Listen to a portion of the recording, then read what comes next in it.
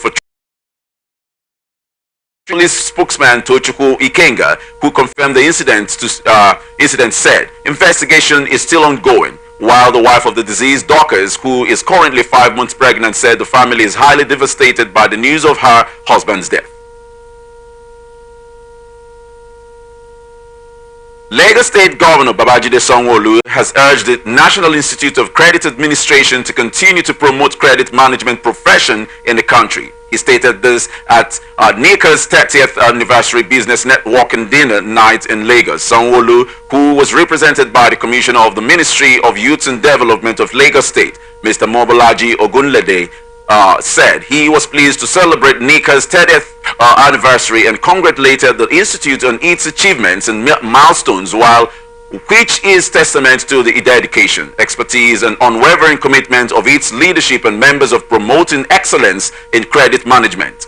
The governor also said over the past few decades, the institute played a role in shaping and equipping professionals with the knowledge and skills needed to navigate the ever-changing landscape of finance, and commemorated the transition of the institute to one of the professional bodies, powers of control, supervision, and regulation of credit management in Nigeria. The president and chairman governing council of the National Institute of Credit Administration, Mr. Andy Ojay, emphasized the importance of a sound credit management system for sustainable economic growth, adding that it would eliminate the global economic crisis caused by inadequate credit management skills, as well as steadfast commitment to aiding governments in shaping policies and advocating for implementation in matters of credit management to contribute to the ease of doing business in Nigeria by fostering international collaborations and partnerships, thereby attracting trade and investment in the country.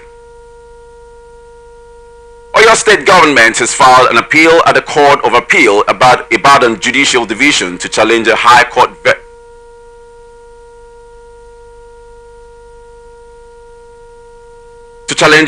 verdict in Ogbomosho, which upturned the selection and installation of the new Shone of Ogbomosho land, Oba Gandhi Olaoye. This is coming after the state government announced Olaoye as the new Shone and made him king on Friday, September 8th, 2023, while Justice Karim Adedokun had on Wednesday, October 25th, in his judgment between Prince Kabera Olaoye versus the governor for your state and 11 others, said that the procedure for the nomination of the Shone of Ogbomosho, the 12th defendant, was irregular, null and void for not strictly complying with the provisions of the Shone chieftaincy declaration of 1958. The same judge had in an application instituted by Prince Taufik Olaoye, also challenging Oba Olaoye, in which judgment was delivered on October 3rd, Adekokun ruled that the procedure was right, valid and proper, while the government also filed a stay of execution pending the hearing and determination of the appeal. The application is also seeking an order from the court restraining the claimant and respondent by himself or through his servants, agents, privies, or otherwise whatsoever prevent him from taking any step or further step in recognition or in pursuance of the judgment of the High Court delivered by Adedokun. Dissatisfied with the judgment, the appeal was filed by Akin Onibinde San and Co. In Ibadan on behalf of the state governor, Sheyi Makinde, the state attorney general and commissioner for justice, and the state commissioner for local governments and chieftaincy matters. And the notice of appeal dated October 27th is seeking an order setting aside the judgment of the trial court of October 25th or an order of retrial before another judge of the state high court. The 6 grounds of appeal pointed out how the trial judge erred in his submission and how the judgment of October 25th, 2023, which is against the weight of evidence before the Honorable Court. Soldiers have rescued kidnapped victims in our community in Ife-Lodun local government area of Kwara State, where gunmen suspected to be kidnappers invaded. Eyewitnesses said a child was killed and 2 women abducted while scores were injured in the operation by the gunmen. Although the spokesman of the State Police Command, SP Okasanmi Ajayi, is said to speak on the matter, soldiers have been deployed to the area.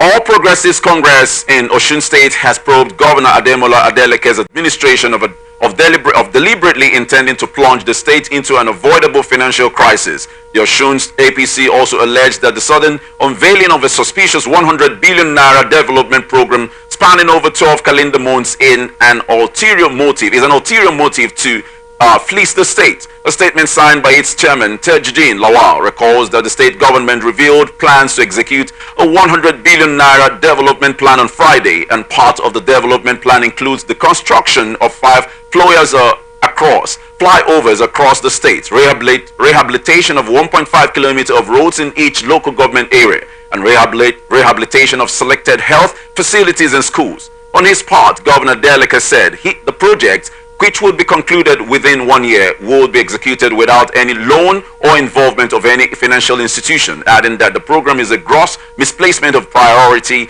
in the hand of a person statutorily saddled with the responsibility of being the caretaker of the resources of the state, stressing that he would not borrow a dime to finance the projects. The citizenry deserve the right to know the source of the funding and the modality for its settlement. But the All Progressives Congress, while insisting that some of the projects in the development plan are repetitive, Lawal accused supporters of the delicate administration of a lack of patriotism. Ekiti State Governor Biodun Oyebanji has called for the review of Nigerian higher institutions' curriculum to focus on 21st century relevant courses that will empower students to become solution providers and employers of labor. Oyebanji, who stressed the need to prepare students for the changing global dynamics and the need for graduates to adapt to a rapidly evolving job market, charged the universities to align education with the demands of the modern workforce. The governor made the call in Ado-Ekiti while hosting the governing council and management team of the Bamidele Olumilua University of Education, Science and Technology, Ikere-Ekiti, led by its chairman, Patrick Aina, adding that such a review will be an added advantage and opportunity to contribute to national economic growth by producing graduates and leverage the public and private partnership for comprehensive development, expertise, resources, and innovation in the university. Suspected gunmen have kidnapped a Catholic priest, Thaddeus Tayembe, of Wukari Catholic Diocese in Taraba State. The communication officer of the Catholic Diocese of Wukari, John Jerome, who disclosed this in a statement, said the priest was abducted in his parish at St. Anne's Parish, Sakin Kudu, in the Ibi local government area of the state. He urged residents to pray for his safety and quick return, including the 2 persons kidnapped in the Gulum axis of Jalingo, the state capital. The state police public relations officer Abdullahi Usman, who confirmed the incident, said investigations is ongoing.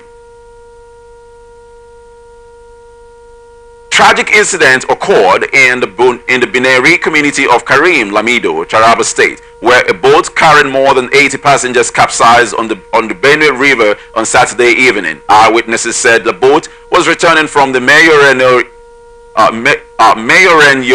fish market in Ado Kola local government area when the accident happened.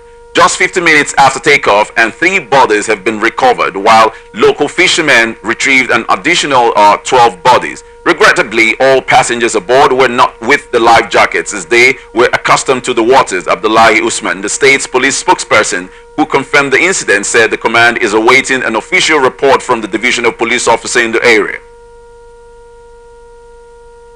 District head of Ruwan Rana in Bukiyom local government area of Zamfara State, Magaji Macau, and 5 others were abducted by bandits in the early hours of Saturday, while 1 other person was also killed during the attack. An indigene of the area, Muhammad Musa, said the bandits who rode motorcycles and entered Ruwan Rana town in the early hours of Saturday around 3 a.m. and began shooting sporadically, and later went from house to house where they abducted the district head and 5 other prominent persons and incidentally killed 1 person who refused to be abducted. A member of the State House of Assembly representing the area, Honorable Hamisu Faru, expressed disgust over the incident and assured that the victims would soon be rescued, while the State Police Public Relations Officer ASP Yazid Abubakar is yet to make any statement on the matter. Katsina State Police Command says it has freed 4 kidnapped victims in Dandume local government area in collaboration with the military. ASP Abubakar Sadiq Aliyu, the state's police public relations officer who disclosed this, said the rescue was achieved during a routine patrol around Dankolo village. The PPRO added that the victims had undergone medical examinations to ensure their well-being and had been reunited with their families. The police also said that the daredevil bandits have been wreaking havoc in parts of the state, killing and abducting unsuspecting citizens. Pro-democracy group Peace and Good Governance Advocates has warned against using judicial officers to truncate democracy in Plateau State by subverting the will of the people through conflicting court judgments. The group gave the warning in just after the Plateau State Christian and Muslim interfaith group chided those it termed as desperate politicians for trying to ignite a fresh crisis in the state. The interfaith group, jointly led by evangelist Joshua Ringsum and Imam Otam Abdullahi, is called on the National Judicial Council and all the stakeholders to monitor the activities of election petition tribunals and appeal courts, which it allegedly were given contradictory judgments. Aligning with the clerics, PEGA, in a statement issued by its national coordinator Mani Inman, said they find it gladdening that otherwise competent faith leaders have come together to speak against the threats to peace on the plateau on account of the contradictory judgments coming out of the tribunals and the appeal courts, while lauding the clerics for not giving themselves as advocates of the political parties or cowing to the rascality that is coming out from the judiciary, and call on the clerics to remain steadfast and as leaders of faith to also add prayers to their supplication against the threats to peace on the plateau. Attorney General of the Federation and Minister of Justice Lateef Abomi San has submitted a warrant of arrest and request to the Crown Prosecution Services of the United Kingdom for the urgent extradition of a former Minister of Petroleum Desiani Alison Madueke. The request made on the orders of President Bola Tinubu, which followed a written official request by the Economic and Financial Crimes Commission to the Office of the Attorney General of the Federation earlier in October, and the Office of the AGF cited Section 2, Subsection 2 of Nigeria's Extradition Act, Cap E25 Laws of the Federation Nigeria 2004, and the London Scheme of Extradition within the Commonwealth, otherwise known as the Scheme, a multilateral treaty which governs extradition between the United Kingdom and Nigeria. This is coming after the EFCC established the prima facie case against Alison Madueke in a letter to the Office of the Attorney General of the Federation, after which a magistrate was ordered to issue a warrant of arrest, and the certified true copy of the warrant of arrest was then attached to the extradition request written in the UK government by the AGF on the orders of President Bola Tinubu. However, it was further revealed that the delay in Alison Madueke's extradition to Nigeria from the UK was due to an ongoing internal review of the request by the UK authorities. Chief 10 of the All Progressives Congress, Gbenga Olawopo Hashim, has advised President Bola Ahmed Tinubu to face the job of rescuing Nigeria from economic hardship after his victory at the Supreme Court last Thursday. This is coming after the Supreme Court had affirmed Tinubu's victory at the February 25th 2023 presidential election, dismissing petitions filed by People's Democratic Party Atiku Abubakar and the Labour Party's Peter Obi to challenge his emergence as president. A statement by Olawopo Hashim explained that President Bola Ahmed Tinubu, as the one with the democratic mandate, has more work to do with the economic hit by worse inflation in over 20 years, and the nation's currency devalued at 80% in 4 months of his administration at the unofficial market, adding that hitting the ground running now would not be enough, as he now needs to fly when needed. He urged Atiku and Obi to commit themselves to uniting Nigeria, rescuing the economy and improving the welfare of citizens, and advocated a government of national unity in the run-up to the 2023 elections, stressing that important responsibilities should not be given to yes men and women, as Nigeria's situation required the best hands. Coalition of Southeast Youth Leaders has called on President Bola Tinubu to immediately address the economic hardship currently bedeviling the nation. A statement issued by its President General Goodluck Ibem, the coalition disclosed that since the 2023 presidential election, and until now, litigations are over. It is time for the president to concentrate on finding solutions to the present economic crisis, adding that the plague of hunger has taken over the entire nation following some unfavorable policies of the current administration. The coalition further lamented the continuous free fall of naira, which has affected the prices of goods and services, stressing that President Tinubu must, as a matter of urgency, address the high cost of goods and services in the country by bringing on board proactive economic measures that will bring the naira back to its feet.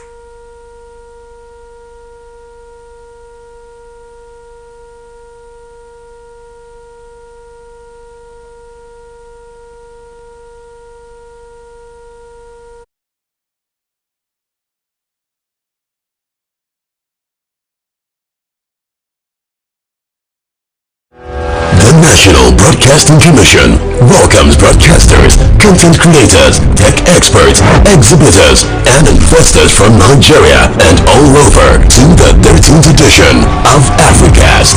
Africast 2023 brings you 3 days of world-class exposition, innovation, and technology advancement featuring an exceptional lineup of industry leaders that will inspire and guide you with their insights and expertise. Theme: broadcast content, synergy, finance, and market. Date: Tuesday the 24th to Thursday the 26th of October 2023. Venue: Marriott Hotel, Ikeja, Lagos. Time: 9 a.m. to 5 p.m. daily. Chief host: Honorable Minister of Information and National Orientation, Alhaji Muhammad Idris. Host: Mr. Charles Ibwebu. Director General. Announcer: Management. NBC. Your right to quality broadcasting. From the line across the ocean to the land beyond the mountains, through the Sahara, we bring all-sport news, live analysis, expert discussions on trending stories in politics, business, socio-economic, sports, and documentaries. So catch all your hits on the happenings around the globe. Stay focused on the fact today. On 18.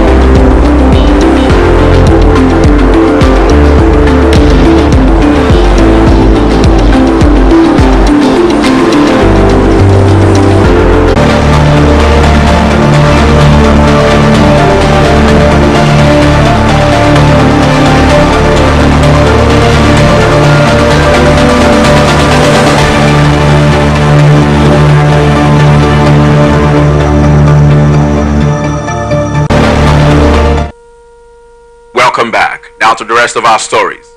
Stakeholders at the International Peace Conference organized by the Christian Youths in Politics says good governance is the only antidote to peaceful coexistence in the country. The stakeholders who spoke during the conference held in Lagos with the team Interfaith Peaceful Coexistence agreed that good governance at all levels is the major criterion to have peaceful coexistence in Nigeria, adding that for Nigerians to enjoy peaceful coexistence, the government must promote equity and fairness in the allocation of resources. President of the group, Kolawole Princess, in her remarks said the conference was aimed at ensuring that there is peaceful coexistence among adherents of the three religions in the country, stressing that the group is not a partisan organization but encourages Christians to take an active interest in politics by participating in elections as a means of choosing the right leadership for the country. She also said Nigeria should remain peaceful despite its multi-religious and multi-ethnic status as a secular state.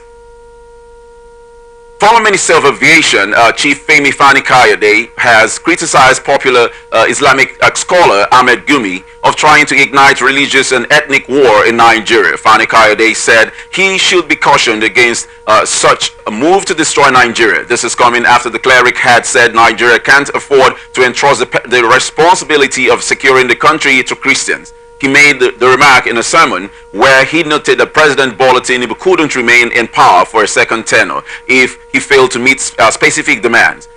His comments came after the Minister of the Federal Capital Territory (FCT), Nyesom Wike, met with an Israeli envoy in Abuja, and during the visit, Wike discussed the issue of security in Abuja. And aggrieved by the meeting, Gumi called for Wike's removal, stressing that the plan to transform Abuja into Tel Aviv. Reacting, Fani-Kayode called on the federal government to caution Gumi over his remarks. Chairman of the Police Service Commission, Dr. Solomon Arase, has called for renewed vigor and inclusiveness in the fight against criminals to achieve the required results.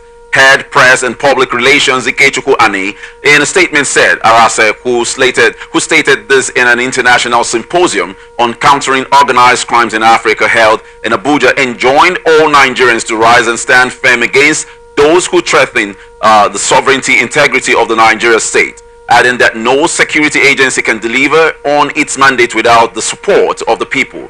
Represented by Barrister Brighton Sagwe, Director Planning, Research and Statistics of the Commission, Arase said, for the security agencies, it has become not only a statutory mandate but a moral imperative to reenact the old fighting force, as well as re-strategize and redesign the tactics and promptly arrest and contain the growing insecurity challenge in the country. He also said that on no account should Nigerians shy away from whatever becomes necessary within the ambit of the law to provide the needed security for the citizens, adding that terrorism or crime has no conscience and spares no one, whether rich, poor, educated, uneducated. Solomon Arase equally advised that in the war against organized crime, there should be more synergy between security agencies and prompt criminal intelligence sharing, and also suggested that the government should adopt a mix of both kinetic and non-kinetic approaches for effective and result-oriented security management, while promising that the Police Service Commission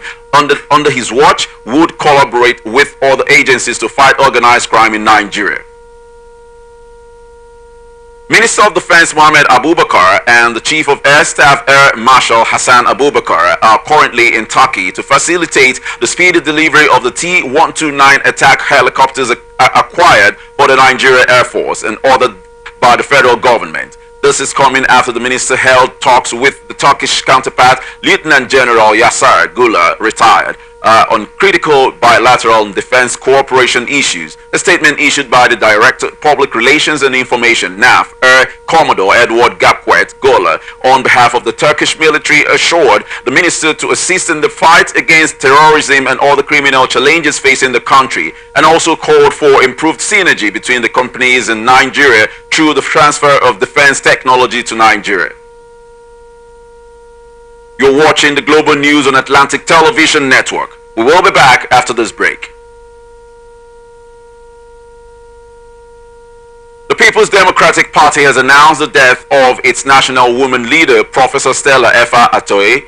Efa Atoyi, a member of the PDP National Working Committee, according to the family, died on Sunday after a brief illness. PDP, in a statement by its National Publicity Secretary, Debo Oluganaba, on Sunday described Efa Atoyi's death as a huge blow to the nation. The statement read in part, Professor Efa Atoyi was very brilliant, towering and magnificent in all spheres, but yet lived an exceptionally humble, pleasant, sociable, gracious, compassionate and loving life. She touched lives in many positive ways and made pivotal contributions towards the growth and development of our nation. She was a dedicated teacher, politician, elder, and fearless mobilizer who always stood for the truth, fought for justice, equity, and fairness, and gave her energy, passion, and resources in the pursuit of the rights of women in Nigeria. As the national women leader of our great party, she brought an uncommon intellectual aptitude into party administration, especially in mobilizing women for greater participation in politics and governance.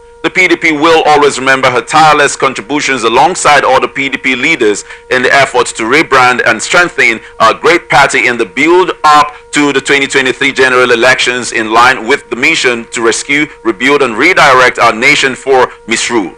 Ologunaba, who said Efa Atoyi's death has left a huge vacuum in the PDP, added that they take solace in the fact that she lived a devout Christian life, triumphed in her chosen path, and left indelible marks in the service of the nation and humanity.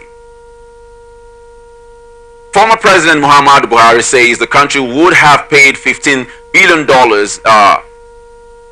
if it had lost the case against the international firm Process and Industrial Development Limited, adding that such monetary loss could be substituted to finance key infrastructural projects, among others. This is coming following a 2010 agreement between PSID and the federal government, where the firm pledged to build a gas processing plant in Nigeria, and the project never materialized, leading PNID to sue for loss of profits, while the firm was granted the sizable award plus accumulated interest, which became a point of contention. In a ruling on Monday, October 23, Justice Robert Knowles of the Business and Property Court in London held that the process through which PNID secured the contract was fraudulent, adding that the firm, owned by Irish intermediaries who understood the systematics of the Nigerian market, won the contract to build a gas processing plant in Cross River State. However, according to him, the administration of his predecessor, Goodluck Jonathan, could not supply the gas, and consequently the plant was not built, while the former military-turned-democratic leader stated that it's imperative to follow legal processes when settling disputes, adding that time and opportunities to present arguments are required, stressing that Nigeria needs better contracts with transparency in both the public and private sectors.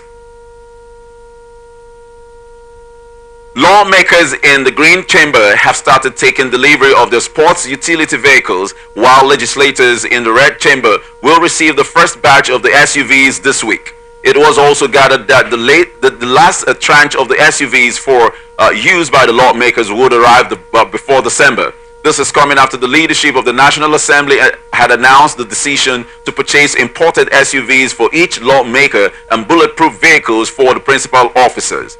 The move has generated heavy criticism, with some citizens lampooning the parliamentarians for being insensitive to the plight of Nigerians amid the high cost of living. And Human Rights Writers Association earlier criticized the move, stating that procuring SUVs for federal lawmakers was provocative at a time when most families could barely feed their members 3 square meals per day, and hospitals and roads were collapsing rapidly across the country. The Socio-Economic Rights and Accountability Project asked the Federal High Court in Lagos to stop the National Assembly from procuring and taking delivery of exotic and bulletproof cars for members and principal officers, pending the hearing and determination of the application for injunction filed by the organization. But the Senate defended the purchase of the SUVs, saying lawmakers needed the vehicles for their operations. The spokesperson for the House of Representatives, Akin Rotimi, said the members of the House had started taking delivery of the vehicles, and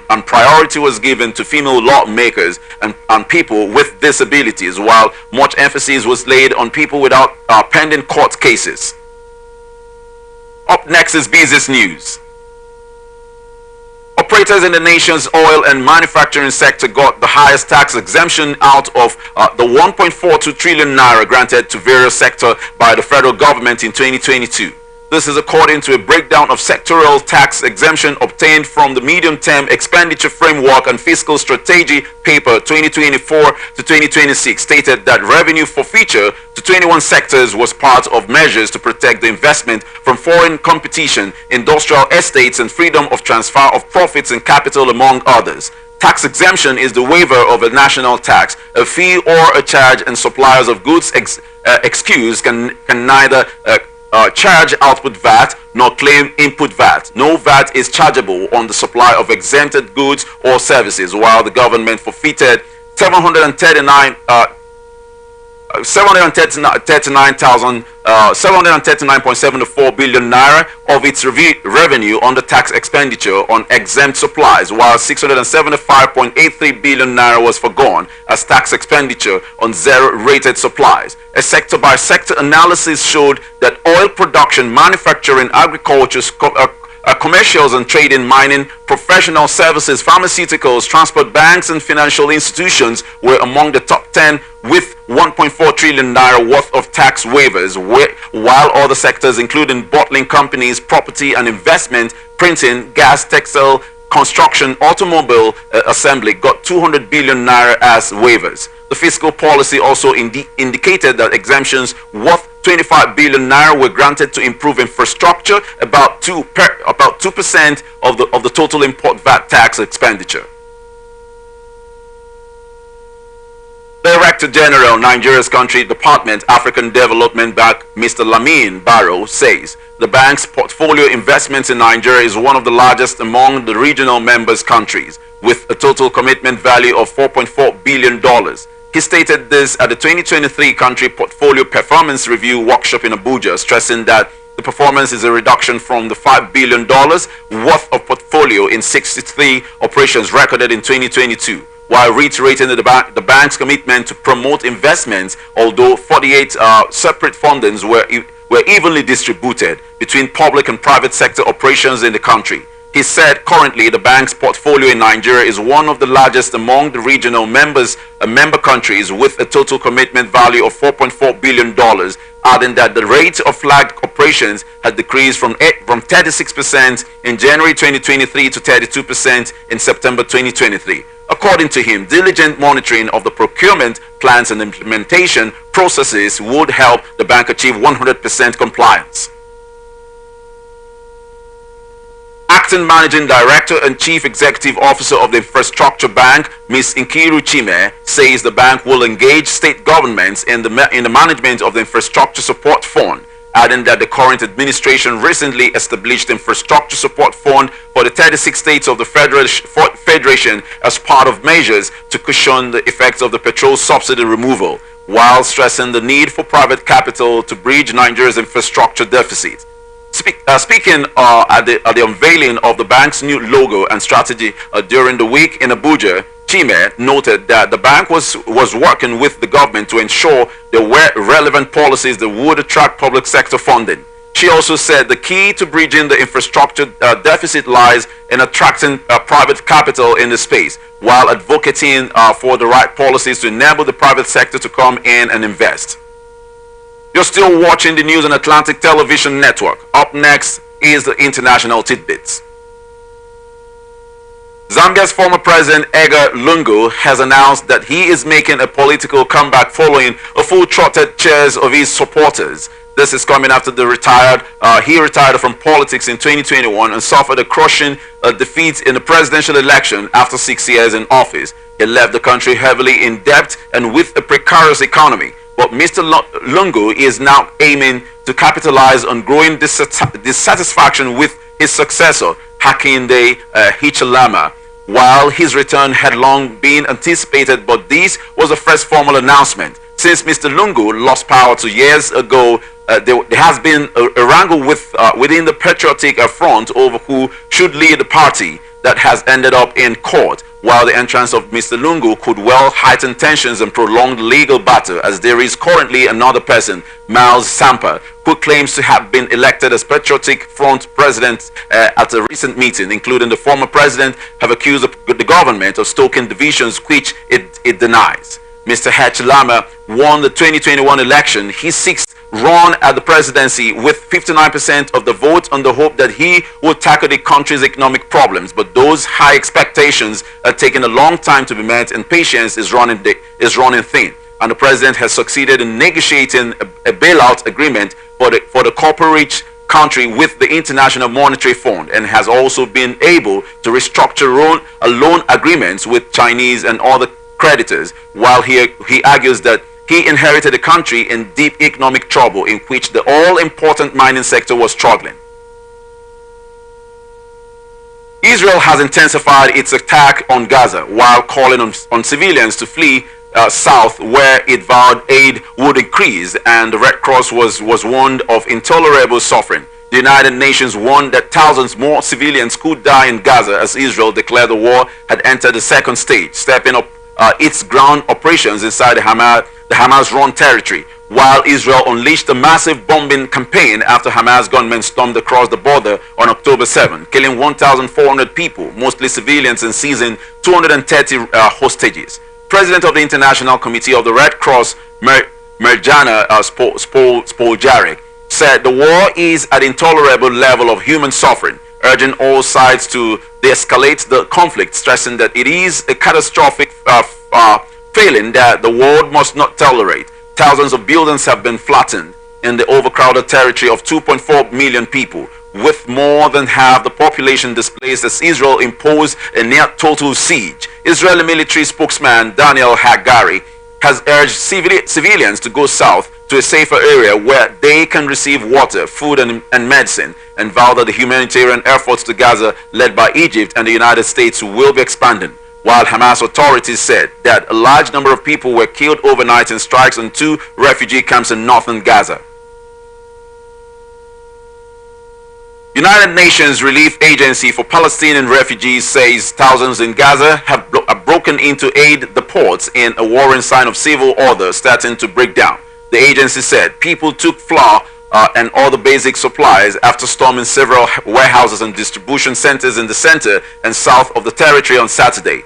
Meanwhile, phone lines and internet connections are slowly returning after more than a day of almost total communication blackout, while connectivity was cut as Israel intensified its bombardment on Gaza and began a large ground operation involving tanks and troops. The Israel Defense Forces said more troops entered the territory overnight, while warplanes attacked more than 450 Hamas targets, and Israel has been bombarding Gaza since the 7 October Hamas attacks that killed 1,400 people and saw 230 people kidnapped as hostages. The Hamas-run health ministry in Gaza says more than 8,000 people have been killed since Israel's retaliatory bombing began. About 17,000 soldiers and police have been deployed in the Mexican resort city of Acapulco, where there has been widespread looting since a powerful hurricane hit the region. Eyewitnesses said people have been taking food and water from shops, while others walk away with expensive electronic items and clothes from shopping centers. 39 people are now known to have died in Hurricane Otis, while hundreds of thousands of people remain without power and water. Acapulco was among the areas worst hit in Mexico, with 80% of the resort's hotels damaged and streets flooded, while the death toll rose to 39, of which 29 are men and 10 women, while at least 10 are missing. President Andres Manuel Lopez Obrador had promised to help rebuild the city, but has accused his political rivals of exaggerating the extent of the looting to discredit his government before next year's presidential election. The police have found the body of the U.S. Army reservist accused of carrying out the deadliest mass shooting in the United States, a rampage that left 18 people dead and 13 others injured. The body of Robert Card, 40, was discovered with a self-inflicted gunshot wound inside a recycling facility box, a trailer about 10 miles from Houston, where the victims were killed and injured in shootings at the bowling alley and a restaurant. With an extensive 48-hour manhunt now over, Houston is finally able to mourn after the shootings that injected fear into the city and surrounding communities, closing down schools and keeping residents behind locked doors for 2 days as police searched for the gunman. And it was gathered that at least 18 people were killed while 13 others were injured after a gunman went on a shooting spree in the northeastern state of Maine in the United States. The carnage in Houston, a city of about 39,000 people, began before police received calls about a gunman at a bowling alley where a children's event was taking place. And following the shootings, the Maine police searched for the U.S. Army reservists wanted for the suspect in the incident, while a manhunt was launched with police fanning out across southern Maine, while public school districts in the area cancelled classes and police urged residents to stay indoors. However, the suspect was found dead from self-inflicted gun wound. And now, entertainment news. Lagos State Governor Babajide Sanwo-Olu has promised his administration's commitment to strengthening the creativity industry. The governor, who closed the Emmy Casbit show at the Lagos Fashion Week 2023, noted that he was proud of the state's strong footing in art and culture. The governor added that the state will invest more in developing and promoting her creative minds, adding that the industry is positioned providing more job opportunities and adding significantly to the state's gross domestic product. On his tweet, he also said creativity is a catalyst for growth and promised to ensure they have the platform to shine, adding that government is committed to nurturing the industry's growth. Shubomi, the sister of the embattled singer Aziz Fashola, known as Naira Marley, has cried out over what she says violates her brother's human rights. Earlier, a magistrate court remanded Naira Marley and associator Sam Larry in police custody pending the completion of the investigation into the circumstances surrounding Mohbad's death, while netizens have continued to seek justice for Mohbad's death, promising that the injustice he allegedly suffered in Naira Marley's hands will not be overlooked. Lamenting the situation in an Instagram post on Saturday, Shubomi stated that there is no evidence proving her brother's involvement in Mohbad's death and his continuous detention is merely to appease the public, adding that detaining her brother this long without evidence violates his human rights.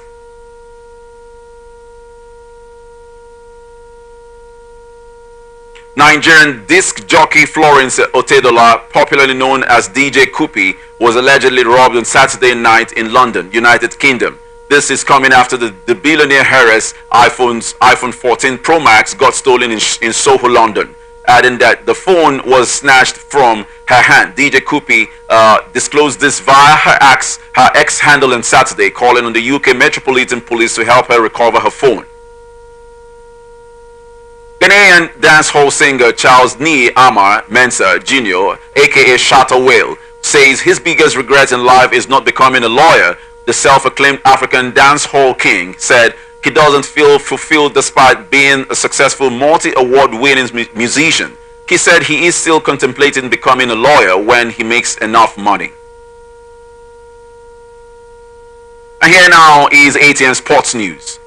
Rivers United defender Anthony Ohebu has been stopped by his team's Week 5 clash against Lobby Stars. Ohebu will miss the game due to suspicion, and experienced centre-back Uche John is expected to replace him in the starting lineup. John is yet to make his debut for Stanley Eguma's side following his move from Rangers at the start of the new season. Ohebu and Endurance Edebiri's partnership in the Rivers United defense has produced 1 win, 1 draw and 2 defeats. Nottingham Forest striker Taiwo Awoniyi says his game has improved massively under manager Steve Cooper. Awoniyi is currently considered as one of the fearsome forwards in the English top 5. Afterwards bought by Cooper from Bundesliga club Union Berlin last summer and finished as the Tricky Trees top scorer. The Hitman already has 3 goals to his name this season and is currently sidelined with a groin injury and is expected to return to action next week. Barcelona midfielder Ike Gundogan has criticized his teammates' alleged lack of passion following their defeat to Real Madrid in the Clásico. Madrid came from a goal down to beat Barca 2-1 on Saturday, while Gundogan's early goal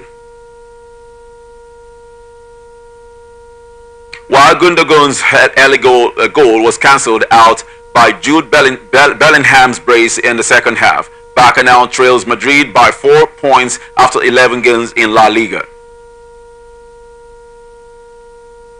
Manchester United manager Eric Ten Hag has tagged at starting Mason Mount against Manchester City in the Premier League on Sunday. According to Ten Hag, the former Chelsea midfielder can make the difference between the champions, adding that the Mount will always improve his team whenever he is selected, while Mount's only direct goal involvement for United in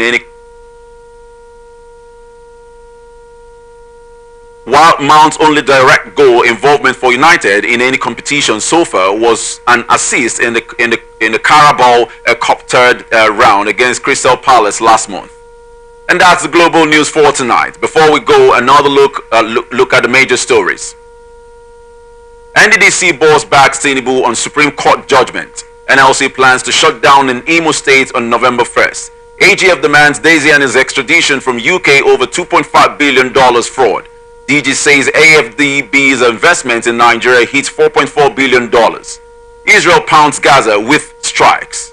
Governor Sanwo-Olu promises support for creative industry. Awoni claims improvement with Cooper. I am Besala Chadamba. Thank you for watching. You can follow us on our social media platforms. Twitter at Atlantic TV Net, Facebook and YouTube Atlantic Television Network, Instagram at Atlantic TV Network. Peace and unity are the pathways to progress. Good night.